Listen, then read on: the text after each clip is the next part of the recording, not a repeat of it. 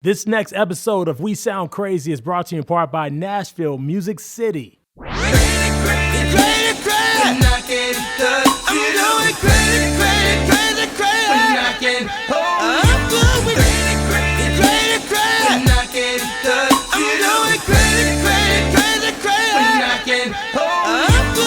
sound crazy. What's up, y'all? It's me, Bacon from Macon for We Sound Crazy. Back with part 2 of my combos with hip-hop legends during my visit to Washington, D.C. for the RIAA Honors, where I got a chance to speak with them about the culture and what it means to them. Speaking of culture, next up is a guy that's been part of our party experiences for years now. His smash, Let Me Clear My Throat, is a party anthem, and he's played a major part in putting D.C. on the map for hip-hop. Check out my interview with the legendary DJ Kool right here on We Sound Crazy. Welcome back to We Sound Crazy.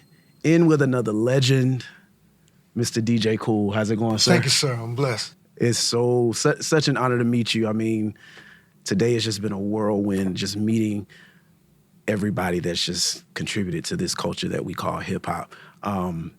We're here at the RIAA offices, and I've been asking everybody all day today, like, you've seen hip-hop. We're coming up on 50 years next year. Mm-hmm. What's going through your mind as we are at this event, and you've seen hip-hop when it was in its infancy, and you're still here to tell the story today? Like, what's going through your head as you see all of this happening? Well, first of all, it's just like you said, still here to see it, you know what I mean? So thank God for that part. But it's about time certain individuals in this industry got their flowers. And Grandmaster Flash is one of those people, you know what I mean? Him and MC Lyte. If it wasn't for Grandmaster Flash, you wouldn't have a DJ Kool, you wouldn't have a DJ Jazzy Jeff, and on and on and on, you know what I mean? So, it's beautiful, man. Yeah. Honestly, it really is beautiful. We sound crazy. Let me clear my throat. Oh! Have mercy, babe. Ha! I hope you don't mind. Let me clear my throat. Yeah, last year was the 25th anniversary of Let Me Clear My Throat. I mean, that I mean, but still to this day, that record, a party is not a party if you don't hear that record at some point in the evening. I mean, it's even, I'm 35, I was born in 86, and every party that I go to, I'm like, you can't call yourself a DJ if you don't spin that record at least once. What do you think the key to the staying power of that record is? Like, why does it continue to just put smiles on people's faces to this day? That song is rooted in the idea of where hip-hop actually came from. It came from the party. Yeah. As we used to say, 2 turntables and a microphone. The DJ and the MC, you know what I mean? Is throw your hands in the air, waving like you just don't care. Somebody say, oh, now scream. That's all that is. It is the total embodiment of that thought. Wow. You're from right here, born and raised, D.C. Southeast, yes indeed. How did DC contribute to musically who you are and who you eventually became as DJ Kool? Like, what does DC have to do with that? So me being from DC, you know, we have a style of music here which is called go-go. God bless our godfather, Chuck Brown. And so I grew up in that culture. But at the same time, me being a DJ and me being around as long as I've been around, just like I told you earlier before we got on camera, I started in 77. So I'm from the era of Grandmaster Flash and all the cats that came out during that time, but the only difference is I'm from DC. So I'm hip-hop and go-go, you know what I mean? And I hope I don't sound braggadocious or anything like that, because I'm really not trying to do that. Not at all. When I say I'm the first hip-hop artist to come out here to chart, to go regional, and then go national. I had a song in 1986 called The Music Ain't Loud Enough. And that record mixed hip-hop and go-go. I took beats from go-go records. Matter of fact, the main beat on that record is from a song by EU, which y'all know them for doing it, but they had a song in '86 called Doing the Cabbage Patch. I took the beat from that record, put a bunch of other samples on top of it, and arranged it like a hip-hop record, and Music Ain't Loud Enough came out. And then I had a single on the Billboard charts. And we was doing this independently. I've only been signed to 2 little local independent labels, and that's another movie for another time. Yeah. But I had a single on the charts every year consecutively from '86 all the way up to '96, and then the bomb dropped with that Clear My Throat thing, and there's God's blessings, and Forever there you etched go. into the fabric of not just hip hop culture, but like that is an American staple. We had a pop record. Yeah, Thank yeah. God. So Yeah. thank y'all for that. The DJs, yeah. Crazy. I'm interested in knowing, what is your first memory of music? Is there an album or artist or a song? Just what is that first moment where you knew the light bulb just went off? Well, let's talk about hip hop and go. Let's narrow it down to that. Okay. On the hip hop side, when I first heard King Tim III, Personality Jock by Fatback Band, before Sugar Hill Gang's Rapper's Delight, right? So by the time I heard Rapper's Delight, Sugar Hill Gang, then I heard Curtis Blow, then I heard Flash and them, right? So I heard Flash as a DJ, and I heard Melly Mel as an MC, right? Those are my influences as far as being a DJ and being an MC is concerned. As a matter of fact, there's one more DJ influence who I actually got a chance to physically see from here. His name was Maniac McLeod. Okay. This was in the mid-'70s. At that time, and he was a very prominent club jock at the time. It was him, at that time, it was him and then everybody else. And so, for me, Maniac McLeod, for me, is like, I don't know, Michael Jordan is to Kobe. Yeah. You know what I mean? I studied him. I never got an opportunity to sit down with him and he was like, all right, cool, do this and do that. I was just always the fly on the wall. So that's how the hip-hop thing started. The go-go side of me, Chuck Brown. Yeah. When I first seen him, I'm like, oh my God, that's crazy. Bustin' Loose, when that first came out. Give me the bridge now. I feel like busting loose, busting loose. Wow. And the rest is history. So I've always been split right down the middle. A lot of people that know anything about my career, whatever, they call me the bridge. Because I've always been the bridge between hip-hop and go-go from here. Gotcha. Wow. Well, DJ Kool, I appreciate you. Thank you so much. Congratulations on everything. So glad that you've been able to, you're forever etched into the fabric of just American culture, as I said. Thank you, man. Thank you so much. So thank you for your contribution. And we sound crazy. DJ Kool, Tamone Bacon for Making. That's a wrap. Peace sign. DJ Kool, one of the founding fathers of DC hip-hop, and the reason why we have the classic Let Me Clear My Throat. I know y'all have to hear that at every party you go to. It's a staple. But we're going to keep it right on rolling. We had to tackle these interviews from an executive perspective, and it was such an amazing experience to speak with an executive who's been instrumental in developing the careers of many of our favorites over the years. We got a chance to talk about his trajectory as an attorney and his love for music. I'm talking about General Counsel and Executive Vice President of Business and Legal Affairs for Universal Music Group, Mr. Jeff Harleston. Check us out. Welcome back to We Sound Crazy. I'm Tamone Bacon for Making, and y'all, we just have the legends rolling in. But from a different angle, this conversation. This man has been a part of so many careers, and has been behind the scenes making things happen for nearly 30 years. Thanks for reminding me. I'm talking about none other than Mr. Jeff Harleston. How are you, sir? Good, thanks. How are you? I'm good. You know, it's amazing to be here to meet you all. I just as someone who has paid attention to music, loved it the way that I've loved it for so long, and just read about people like yourself. It's such an honor to meet you, really. Well, thank you. That's very nice of you to say. Yeah. Wait to see how you feel after the end of this conversation, but we'll give it a ride. So you're being honored tonight as a pioneer of hip hop, and we're here at the RIAA offices here in DC. What's going through the mind of Jeff Harleston at this moment, just knowing that you've put in all the work you've put in, and you're now you've been given your flowers tonight? Well, thank you. A lot's going through my mind. My career started in DC, wow, but it wasn't in music. Mm-hmm. And I'm a lawyer, and I was out of law school, started working at a law firm, trying cases in the courtroom, had a little success. And then I was asked to join a prosecutor's office, special prosecutor that was prosecuting the Iran-Contra investigation. Now I'm dating myself, but still.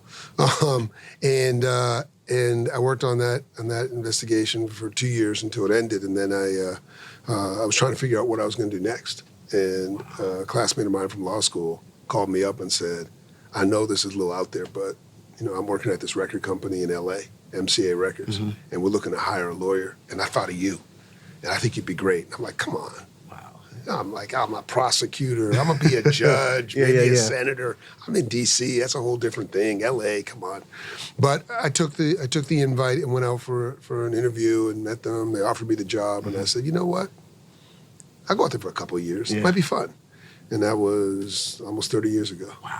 Wow. So I know you didn't set out to be in music, but do you have like a music memory? Is there like an album or an artist that was your go-to as a kid or as you serious? Are we gonna be serious here? Yeah. Let's be serious. Yeah. Absolutely, 100%. Okay. In fact, when I started the company, my office was on a hall, and the hall had, there were offices on one side, and then the other side was just a wall, and that wall had all these gold records. They're not fancy like they are now with pictures and all that. They were just a frame with a gold disc, and they were all right.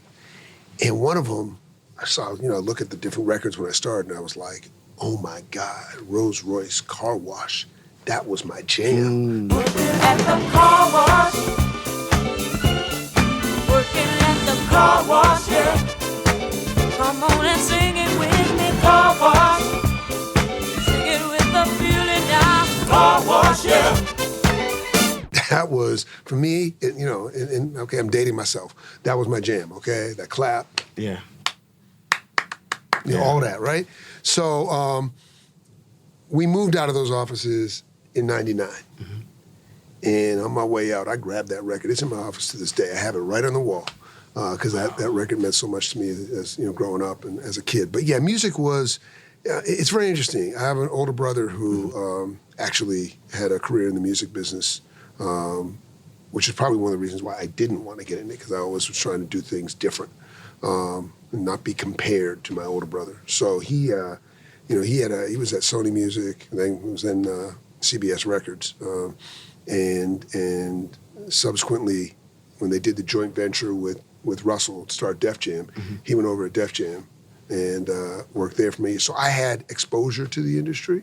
I would sometimes go in the office at Def Jam and just check it out and see what's going on and feel the vibe and all those folks that were there. And I mean, my memories early on were like, legends like Kevin Liles and Julie Greenwald and Leo Cohen. Like, I mean, they're doing their thing. Like, as watching Kevin and Julie in particular, I mean, you could see it early on, but their rise was well deserved, and you could see that. So I had a sense of it, but it wasn't for me. I was a different guy. I was going to do my thing in DC.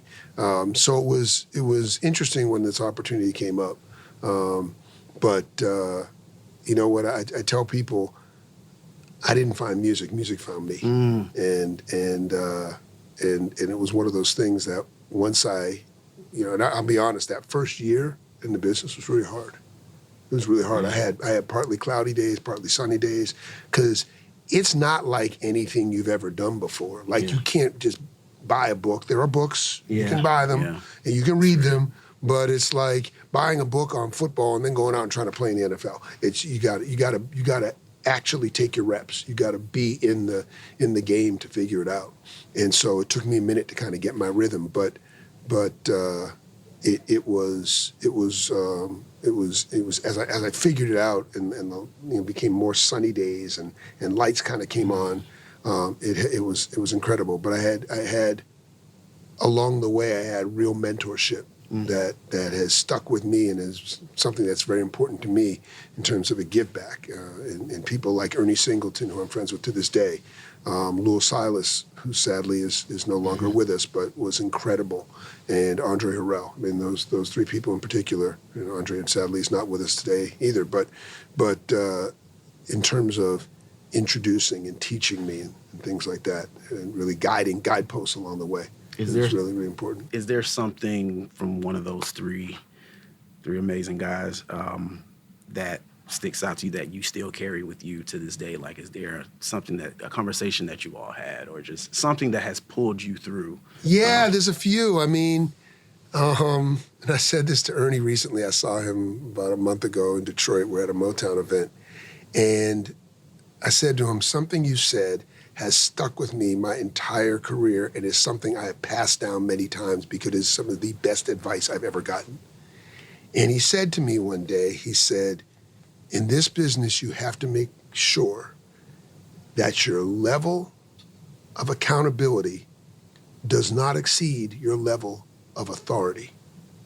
I didn't understand what it meant when he said it. Level of accountability exceeding the level of authority. What is Ernie talking about? But as my career progressed, I find myself going like, wait a second. I'm gonna get in trouble for this when I didn't even do it. I didn't even have the authority to do that. And as I thought back and continued to process what he said, it's been really one of my defining principles. I think it's really important because this is a crazy business, and you just got to make sure. I'm fine taking accountability. I'm fine being accountable. Just give me the authority. That's my thing. Give me the gun and the badge. I'll do whatever I need to do. But I'm not gonna. That is critical, and that's a very, very important component for people coming up in this business. Is don't shy away from the accountability. Just make sure you get the authority that goes with it. Make sure you have that authority. Make sure you're given the power to do what you need to do. If you need to have a budget, make sure you got that budget, because you're going to be accountable for being over. So you better have the authority to manage it. And that's been really, really great advice. Wow. I have to. I'd be remiss if I did not go over who you actually are and what you do for those of you that don't know who Jeff What do I is. do? So you're the General Counsel and Executive Vice President of Business and Legal Affairs at Universal Music Group, and you head all of the company's business transactions, contracts, litigation, government relations, trade and anti-piracy activities. You also co-head UMG's Task Force for Meaningful Change, member of UMG's Executive Management Board, among a list of other things. The reason why I wanted to bring that up is because in this business, what I've learned, and it's something that I still really try to work hard at, is multitasking and just really learning how to juggle the many things that happen at once and knowing how to pivot when need be. How have you been able to adapt, or what? I guess how have you been able to just pivot and adapt and kind of know when to do what you need to do to actually get the job done? Experience helps. Yeah. And learning from experiences, because you do, it's like when you're a kid, if you jump off of a ledge and you hurt yourself, you're not going to do that again, right? Next time you get yourself down. So it's a little bit of that, and it's also my thing, and I don't recommend this to everybody, but my thing is work. You got to put the work in. I've had in my career, I've been blessed and fortunate to have kind of skills that I've got business skills and I've got other skills, and I've had an opportunity, for example, from 2020, 2021, we needed someone. Our chairman asked me to step in and be the interim chairman at Def Jam while we figured that out. And of course, it was a pandemic, so it took 2 years to figure out. But nonetheless, I was the general counsel of Universal Music Group Worldwide, but I was also running Def Jam, which was probably where I felt the most stretched, because it was right brain, left brain. You're going from meeting with some artists yelling at you, right, and then you turn around and you're having to deal with some issue related to the legal affairs of the company. So. But the keys, I think, are really, in some respects, you got to outwork people. You got to be prepared. Always be prepared. You can never underestimate preparation. Yeah. Preparation's the key. And the one thing I always try and keep in my back of my mind is, I am blessed to work in the music industry. So I should make sure I'm having fun. Yeah. So if you're not having fun, then you shouldn't be in this business. That's good. I don't know if Phil told you this, but I am currently in the process of studying for the LSAT now. So no. Yes. Oh my God, brother. So law school is definitely on my list. Fantastic. Of things to do. What would be your advice to someone like myself who hasn't gone the traditional route of going to law school, but it's something that I've wanted to do the last 15 years or so, and it's finally time for me to kind of get it underway. What would be some advice you would pass my way? Yeah, the thing that I learned in law school, and I took a little time off between college and law school. I took a year off, so I kind of had worked in a working environment, and then came to law school. Yeah, and I also was paying for law school. So my attitude was, I'm going to every class. Go to every class. It's the easiest thing you can do. You're gonna sit in a room for an hour? That's great. I mean, you think about your life now and how busy you are. Yeah. Suddenly you could be in school and it's like, well, I got a class from 9 to 10. I got another one from like 1 to 3. Because you'll take it all in. And that was, for me, really, really important. And have fun with it. Take courses you want to take, not just what's required. Got it. That's. I thank you for that. And by the way, if you never practice a day in your life, that's fine. The education, you'll think differently coming out of it. Wow. I want to talk to you in 3 years, because your mind will be different in a good way. Well, thank you for that. So you graduated from UC Berkeley School of Law. How do you think the rigors of going to law school prepared you for the music industry and what you're actually doing now? Like, how did that strengthen your muscle? Yeah, I mean, it goes back to the discipline of thinking, the reasoning that I learned in law school, and I think that helps me, because the music business is you're confronting all sorts of problems all the time, and you're dealing with all different types of people all the time. So you have personalities and problems, and for me, I feel that I always have the discipline of being able to, okay, sit back, hold on, what is the issue here? Think of identifying the issue, and then saying, once I understand what the issue is, then I can attack the problem. And for me, that came from law school. I don't know whether that's endemic to law school, but for me, that came from the experience of going to law school. So that I don't think that there's any problem that I can't figure out. And I don't think that there's, frankly, in a record company, I don't think there's any job I couldn't do. Wow. Maybe I'm wrong, but if my boss were here, Lucy, I'm sorry if you feel differently. They're wrapping us up. I wanted to get a fun question in here.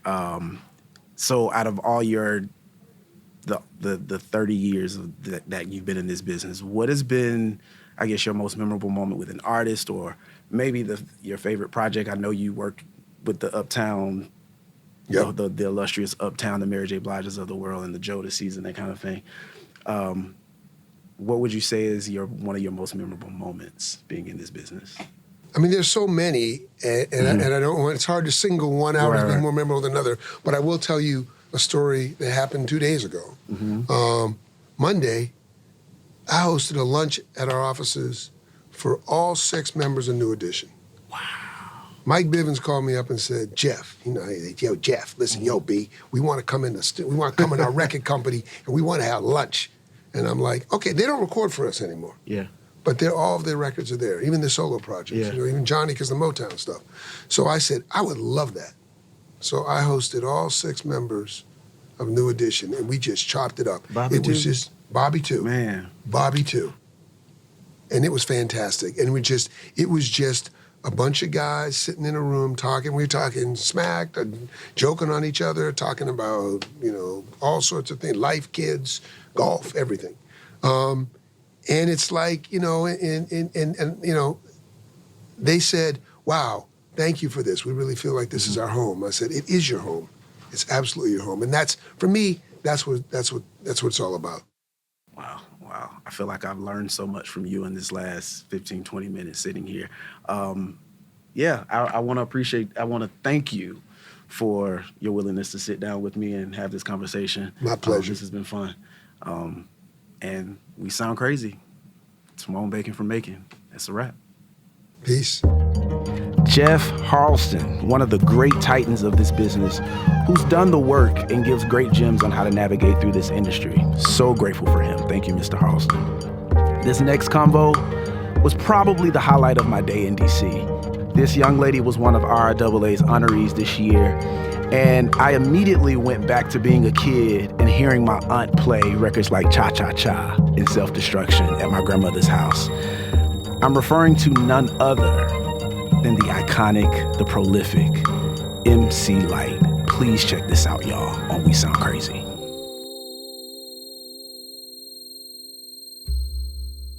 Welcome back to We Sound Crazy. It's me, Tamone Bacon from Macon again, and it just, the fun just keeps on rolling, y'all. I have the amazing, the legendary, the iconic MC Lyte. Hi. How are you? I'm well, thank you. Oh, it's such an honor to even be in your presence. Thank you. When I think of MC Lyte, I think back to when my Aunt Stacy, shout out to my Aunt Stacy, she played Light as a Rock and Self-Destruction and just all of those records back in the late 80s, early 90s. And I still have her record of Self-Destruction. I'm so mad that I forgot it. Left it home. But we're here in the RIAA offices. You're being honored tonight as a pioneer of hip hop. I've been asking everyone today, like, what's going through your psyche, your brain right now as we've come a long way with hip hop, and hip hop we're coming up on 50 years next year. And hip hop is the #1 genre, $1 billion industry. Like, what are your thoughts on everything that's just happened with the culture of hip hop? What has happened with the culture of hip hop? I don't think it was anything that I expected. I thought I'd stop rapping back in '97. I think, when I first started, I was like, I'm gonna do this for 10 years and it'll be done. I never thought that it would take me to every continent. I never thought I'd perform for the president inside the White House. I never thought. So the culture of hip hop is just so much more than any of us expected. At least there could be someone out there like a KRS-One who says, I saw it all. But I didn't. And I just think where it's gone is it's given amazing opportunities to young people of color to put their families to work. It's given so many of us the platform to be able to do other things that we've only dreamt of doing, but now we sort of have an entryway into doing things that may not have been possible without the foundation of hip-hop. Wow. Do you remember that moment where the light bulb went off, where you saw whomever you were influenced by and you said, you know what, I want to do that? That's I mean, I always remember that exact moment, and it was in Hamill's Projects in Far Rockaway, Queens, when I heard Salt-N-Peppa. And their song Showstopper was playing on a big boombox. Yo, what's up? Have you ever been to jams where people just stand? They pay to come in and they don't even dance. They're so uncool. They think they're cute. And as soon as I heard it, I was like, I've got to do this somehow. I think prior to that, I thought that I would rap. But once I heard them, it really made me believe I could. Crazy! Speaking of Salt-N-Peppa and women in hip-hop, I mean, back when you started, there were very few women in hip-hop, and now we've grown to having so many different colors and so many different women that you can choose from. Whoever you want to listen to, there's a different style and a different flavor for everybody. What are your thoughts on just where we are today, specifically with women in hip-hop? What are your... I'm pretty much agree with what you just said. There's so many, and, you know, there are so many different flavors and styles and dialects and what it is that the content. So if I just read an article, and I forgot what outlet it was, but it was an article on the 22 women in Houston alone that are MCs. It gave their links to their videos. It gave links to their lyrics, their resumes, bios. And they're not just rinky-dink, I'm just rapping for fun. These are women who have taken it really seriously. And that's 22 in Houston alone. Wow. So there are female MCs almost on every spectrum, whether they're rapping about their communities. You call yourself a goon, then approach a goddess. You ain't even got the slightest chance. I'm just being honest, I'm a walking monsoon.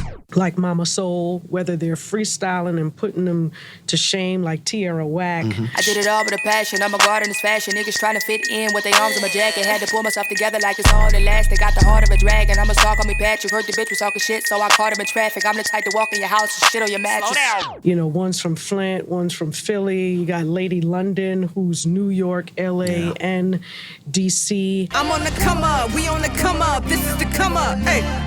I'm on the come up, this is the come up, we on the come up, hey.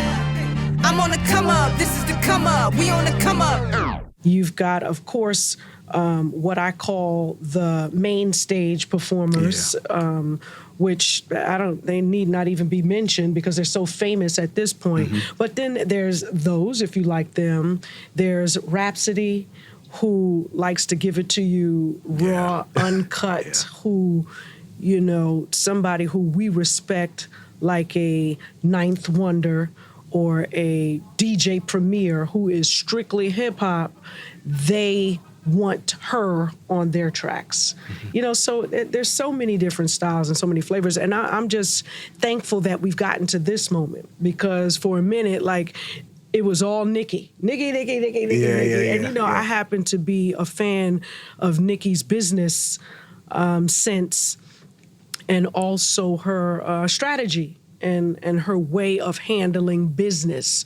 However, I'm fans of Cardi. You know, I'm a fan of Cardi. I'm a fan of Remy. I'm a true fan of the art form, and I think any woman who's courageous enough to take a microphone and say anything deserves to be heard, and also deserves a platform to say it on. Wow. Yeah. And you have so much to do with that, and we thank you for just everything that you've given us over the years. We sound crazy. You've been able to parlay what you've done and musically into other avenues and still kind of waving the flag for hip-hop along the way. You're an actress. You do voiceover work. I mean, an award show is not an award show if I don't hear MC Lyte speaking over it at this point. Very kind. I mean, you were even the Primetime Emmys this week. I mean, just you've been able. I mean, working with Dr. Lynn Richardson and the financial wellness. I personally watch those conversations, and so just talk about how you've been able to just go from. You still do music, but you've gone from making albums into kind of branching out into other pockets and doing other work. Certainly. And I think that goes back to what I commented on in the very beginning is we as hip-hop artists have been able to use this platform with our notoriety and with fans who admire us, who are now in positions to actually open the door for us in other areas. That's one part of it. But then also being skilled enough in another area that if we say we want to act, it kind of gives us a doorway to be able to do that. Doesn't mean that we can just get there. We have to be, learned in that area. Which is of great importance because who wants an opportunity and then you get there and you can't deliver? And so for me, it was about all the other things that I wanted to do. So I prepared myself for voiceover, for acting classes, and now being an executive producer, creator, writer, and actress of my TV show, it's all of those moments that I had wanted, but I had to gear up and work towards them. But yet, hip-hop made it possible because even that show is somewhat drawn from life experiences. And had I not had them, there wouldn't be that show. So I also have to thank the team, because you got to have a team that sort of sees your vision and reminds you of the vision. Because as an artist, you want to do everything, but you can't do everything all the time.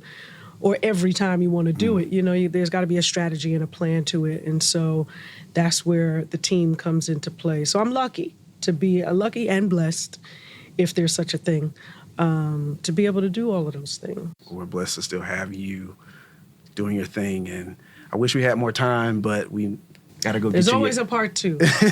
Well, I appreciate you and thank you for sitting down with us. Thank you. We Sound Crazy, Tamone Bacon for making MC Lyte, and that's a wrap. God bless. Thank you. So regal, so beautiful, so iconic. The amazing MC Lyte, a combo that I'll never forget for the rest of my life. And lastly, this next icon is the reason we can even discuss this culture we call hip-hop. As a vinyl collector, I appreciate this man because he's the reason behind the slip mat, an invention that revolutionized the record playing experience. He's also behind one of the great songs of hip-hop, The Message, as leader of the Furious Five. I'm talking about none other than the iconic Grandmaster Flash. Check us out right here on We Sound Crazy.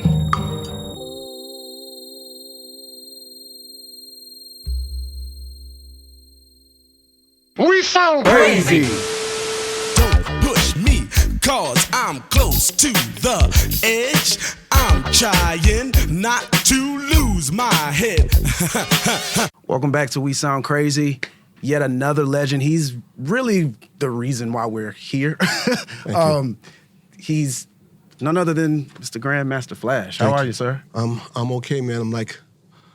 I'm blessed every time I get a chance to sit down and chop it up with younger people that kind of acknowledge and know the tiny things that I've done. It's wonderful. It's wonderful. We're here in D.C. at the RIAA offices. I've been asking everybody all day, just, you've been here since the inception of hip-hop. You've seen it in its infancy. I helped build it. Yep. I mean, next year is 50 years.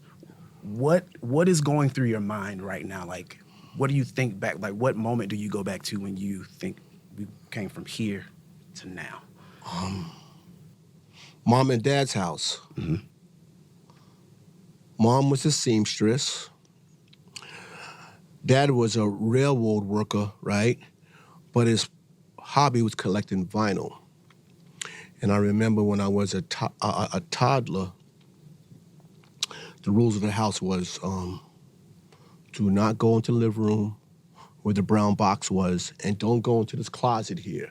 If you're caught in there, Dad comes home from work, you get murdered. And me, I was like very intrigued, like, why can't we go to the brown box? And why can't I go in that closet? So what I would do is when my dad came home, I would watch him. Mom would set up his meal, and he would go into the living room and get his spirits, his drink. Yeah. And he would go into this closet, and he would open this closet door, and there was these square things that had like artwork, a dog, a picture of a person, a train, a flower, and he would pull something out of it, and it was this black circle. And he would take this black circle over to this brown box. And he'd take I kind of would watch him because I would be allowed in the living room if an adult was with me, so I was able to watch him. And he would take the black circle and put it down in the brown box, and he would hit this button, and the arm would come up, and then the arm would come down, and sound would come out of this brown box. As a kid, I was fucked up. I'm like, he just pulled off magic. So what I did is I watched him do this for like 2 or 3 weeks, and then when I heard the door slam early in the morning, I went and got me a chair from the kitchen, went to that closet, turned the knob, took a square thing out, pulled the black thing out, went over to the brown box, because I seen the procedure over and over and over again, put it on. Dad was at work. Whoever was in the house was like, "Little Joe, you can't. Like, Dad is going to kill you if he knows that you was doing this." And he would come back home. So what I did was I just would put it back in the paper, and I would put it back in the closet. But my dad had everything in numerical order. So as soon as he would open up the closet, it's like, who was in here? He'd make all the children come out. And by the time he got to me, I was like this, got my ass kicked. And this happened over and over and over. After a while, he just could not stop me. But the wonderful thing about my parents, and that both of them is gone, is in a reverse sort of way, he taught me about how important vinyl was, because he kept kicking my ass. And my mother taught me the importance of a needle.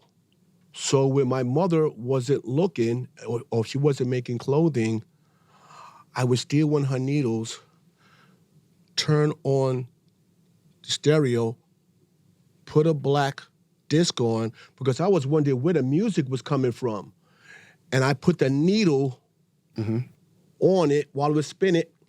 And once I felt the vibration there, that was it. It was like, okay, Dad, you're going to have to kill me because I'm going to keep doing this, because for some reason, the music lives in the black tunnels.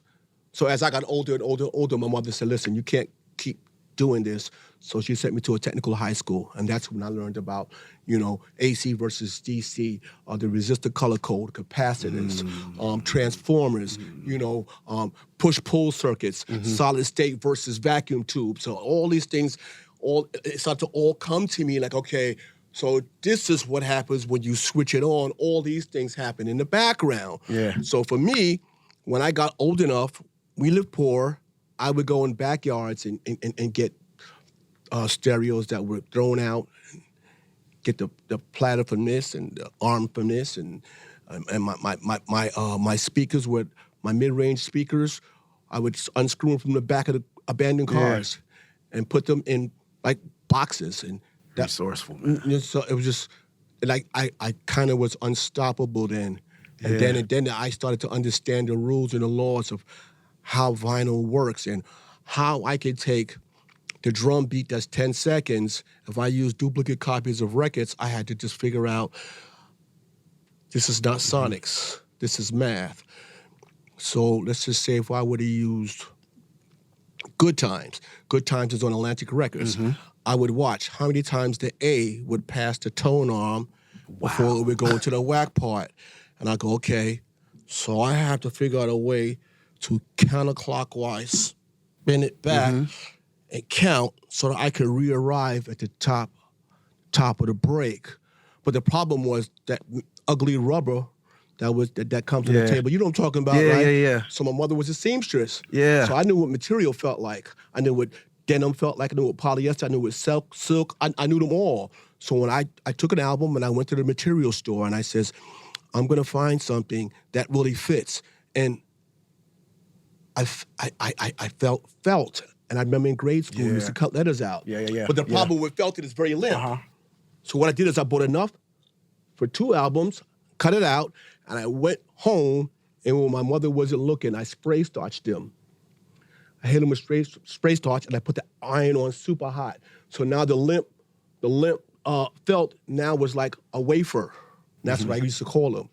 Because during Easter, when you go down the line, they give you that white thing. It was called a wafer. So I used to call it a wafer. Wow. So all these things, and this is, I could go on and on and I on. mean- and never in my lifetime did I realize that I could isolate an area of the record and just keep repeating it. And that became the music bed for a human being to tell their stories on an unobstructed piece of music. Today they call it rap. So I'm pretty blessed to have done these things with nothing. Crazy.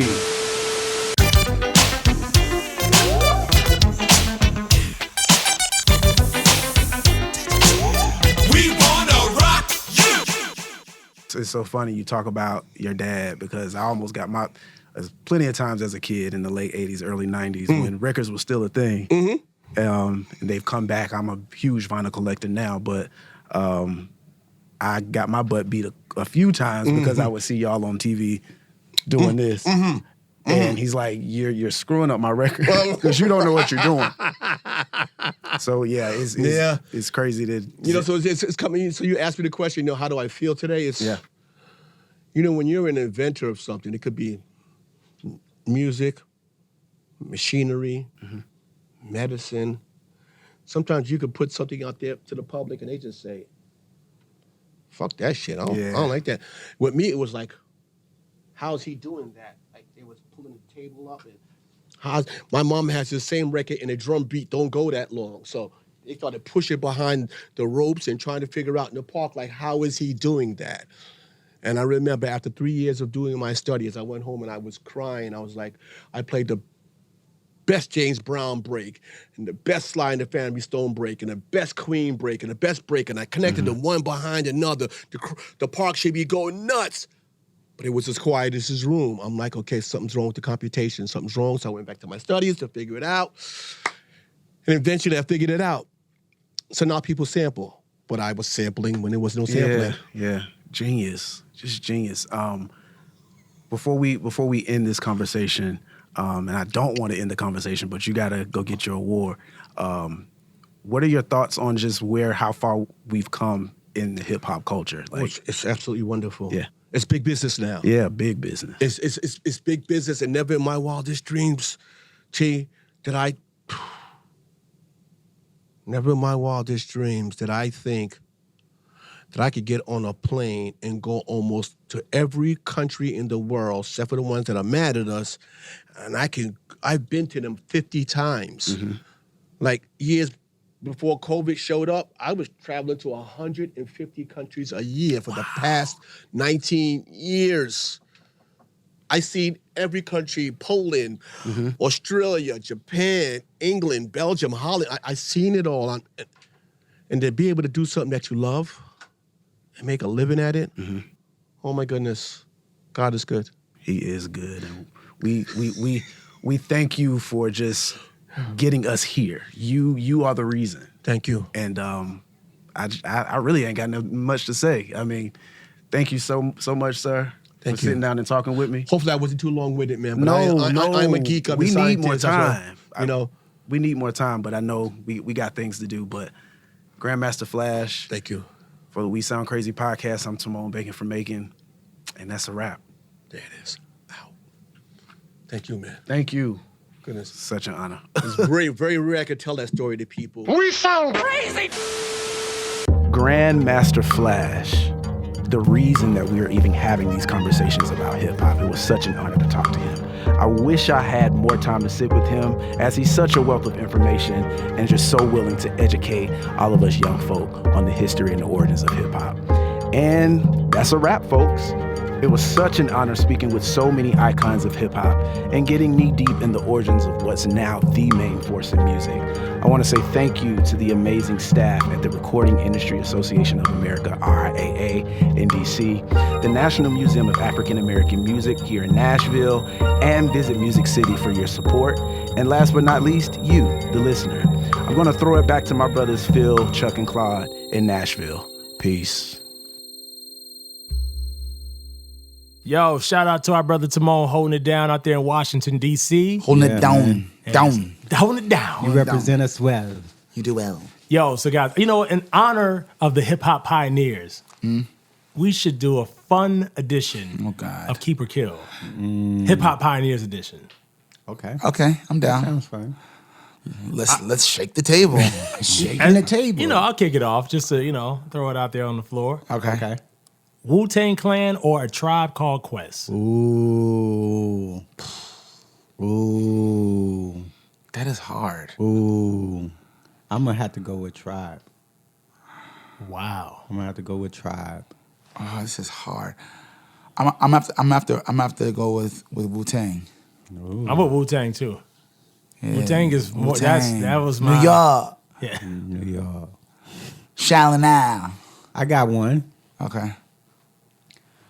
Public Enemy or Run DMC? Ooh. Oh. First thing for me is going to be PE. I love Run DMC and celebrate their contribution to our culture and music. But yeah, for me, it's Public Enemy. Shout out to Chuck D. Probably Public Enemy too. I have to go with Public Enemy as well. Shout out to Chuck. Shout out to the Chucks of the world. Chucks. Oh God! All right. This is gonna be a weird one, but hopefully it makes sense to you. Okay. LL Cool J or Busta Rhymes? Oh man, come on! Wait, this is. I'm gonna have to go Busta. But really think about this now. I'm thinking. I'm going LL. LL Trailblazer had a presence in pretty much multiple decades in music. Amazing television host. I'll put all the other acting, TV hosts up aside, but music, hip hop, is for me. It's LL Cool J from the whole My Radio to I Need Love, Around the Way Girl, and Mama Said Knock You Out. Come on, man. Can't just say that like Around the Way Girl might be one of my top 5 hip hop records of all time. Of all time. It's a great song. It just like it takes me to a place in my childhood. Every time it comes on to this day, it has the same feeling. That's one of the best songs of all time. Busta he's just prolific. He's incredible. Busta's incredible. Man. Like his songs is just crazy. He's what Missy is in my head. That's what Busta is on the male side to me. So you choose Busta. I got to go with Busta. You chose LL. Yeah. I think I'm gonna choose LL as well. L Busta. L Busta. Yeah, no, I know being my honored Busta. I'm not, I love Busta. Great catalog, visuals, you can't deny.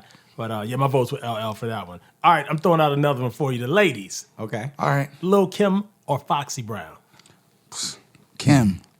You said at the same time? That was easy. Nah. That was easy? That was unison, a Kim.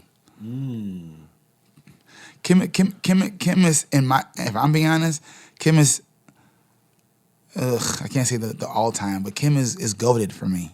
Yeah. She's goated. Like it's Kim and Missy. She got a lot of children out here. Yeah, she got a lot of children, but Kim is goated. That's the original thing. Yeah.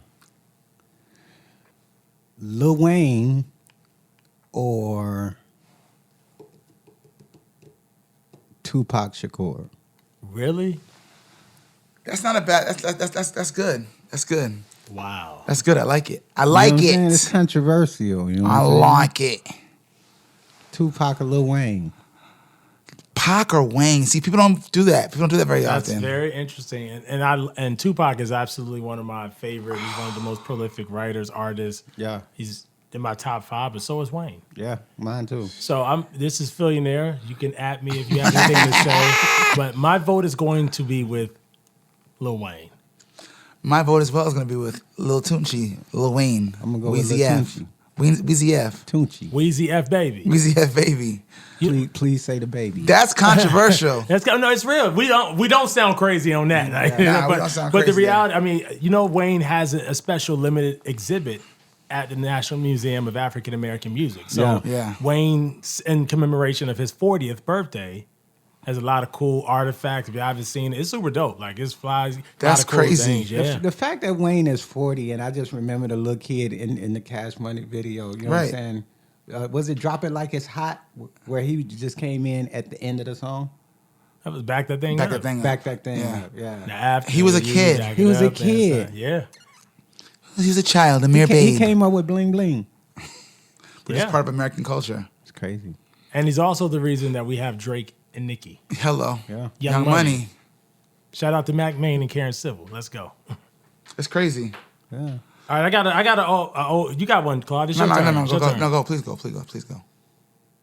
All right, Rakim or Big Daddy Kane? For me, Big Daddy Kane. Big Daddy Kane. It's a tough one for me. I love to go Big Daddy Rakim, but you know, Big Daddy Ra. Big Daddy Ra. But I'd be partial to Big Daddy Kane as well. But I love Rakim. Actually, absolutely one of my favorite lyricists. Yeah. I have one for y'all. Again, the ladies edition, and it might not be fair because it's a group against a solo, but Queen Latifah or Salt-N-Peppa? Salt-N-Peppa.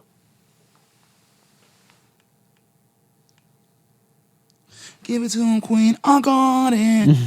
Latifah. I would have to go with Salt-N-Peppa too. I think I would also have to go with Salt-N-Peppa and Spinderella. And Spinderella. And Spin. We have And to acknowledge Spinderella. Spin. We will acknowledge Spin. You got one more, Phil? I feel you got one more in your spirit. Always do. Hit me. Jay-Z or Biggie? Oh. Oh. You might as well just gonna do it. You know what I'm saying? That's equivalent to Wayne and Tupac. Yeah. Oh, is it? Yeah. It's not easy. It's another Mr. Carter. Listen. As a New Yorker, my soul feels torn. Be careful, Claude. Be careful over there. New York, are you listening, New York, to your very own? Yeah. What is he about to say? To your prodigal son. Yeah. Your wayward child. All right. What I'm going to have to say. And this is not even. It's not an intellectual answer. It's an instinct answer. Biggie. That's Claude Kelly. Chuck, who you got? Chuck Harmony. I'm gonna have to go with Jay. I gotta go with Jay. There's no wrong answer here. There's really no wrong answer. No, I'm just saying, like, just even when they were playing some of the records, some of his records in the Murder Inc. thing, is just like, yo, his music just takes me right back to a real place in my life. Yeah.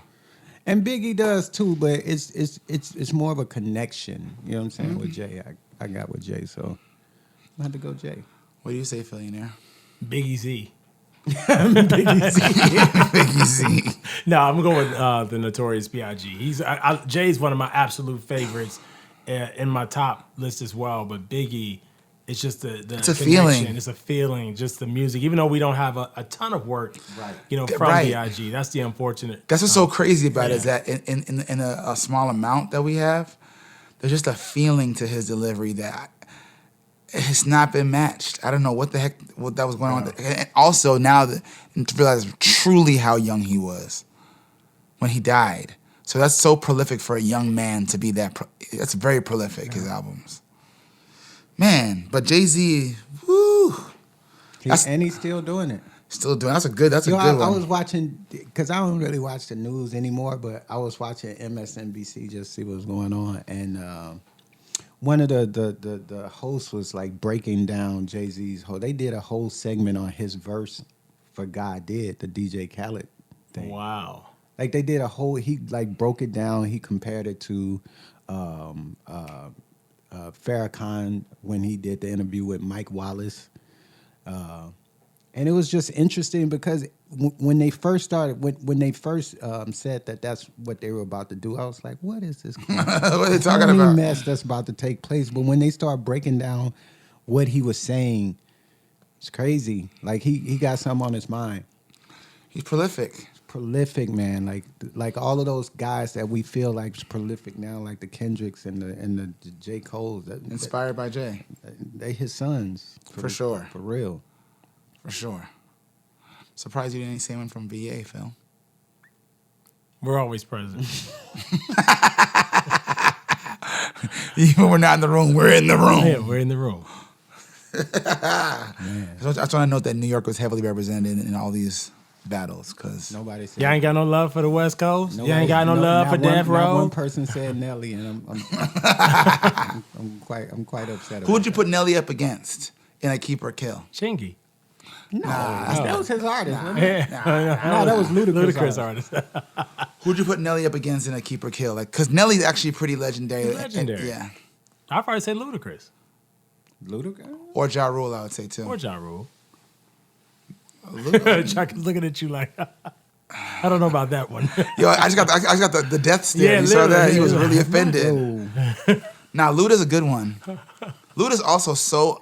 Because what people don't understand about Nelly, like, he was really commercially successful. Like, that, he was selling diamond records. You know what I'm Yes. saying? Like, Yeah. he was He's not... he's doing arena tours now. He was not no couple million. Like, he was doing 10, 12 on Units. multiple albums. You know what I'm Units. saying? So you got to put him up there with one of the greats when you're going to put him against somebody. I'm just trying to think of someone who's like a true challenge. You know what I'm saying? Because Nelly is actually quite big. He's one of a kind. He's one of one. So the conclusion here is that St. Louis wins because they're one of one. One of one. There's no one to compare him to. Who you putting Chingy against? I mean, Not, I'm not going to acknowledge Chingy. Put some respect on Chingy's name. yeah, not calling now Chang, nigga. I'm good on Chingy. I'm good on Kool. Right there. Right there. Were you doing the chicken head back then, Chuck? Are you- Right there. I got my one, my little dance. I do my two-step that I do. That's it. I've been No doing chicken it. head. No chicken head. No Alpha. chicken head. I'm not so dancing good. fast. I'm not dancing fast. I'm not doing it. We sound crazy.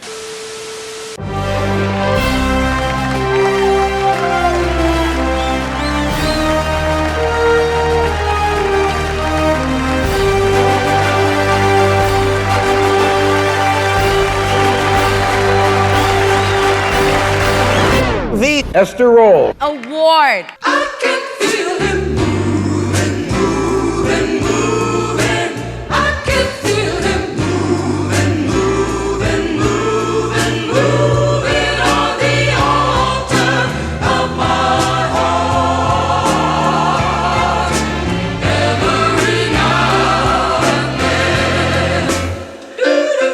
The Lord is my shepherd.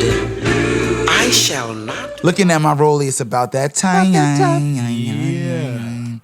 For the Esther Roll Black Excellence Award. I don't know. I feel like there's got to be some. I say let's keep it hip hop theme. Maybe I don't want to limit y'all, but I feel there's definitely some people that are. No, we going hip hop. We I going mean, hip-hop. that's what we talking about all episode. We going hip All hop. right, so cool. So I feel like there's got to be some people that are not getting their flowers in hip hop that we can nominate. Let's make this a good fight, shall we, my friends? A good clean fight. A good, clean, wholesome scrapadoo. So y'all know the rules. Nominate someone. We gonna vote. It's gonna be hard with three people. We're gonna see if we can we can come to some kind of agreement be here. fun. Did Soulja Boy ever get a award in the past? He didn't. Irby, Yeah. I can confirm that he has never gotten an Irby. There's a lot of things I don't know, but what I do know is that he did not get an Irby. Oh, let me think of somebody else. Woo! I'll kick it off. I want to nominate a legend who actually we heard from earlier in this episode. Hip hop icon. She's doing voiceover work now. Actress extraordinaire.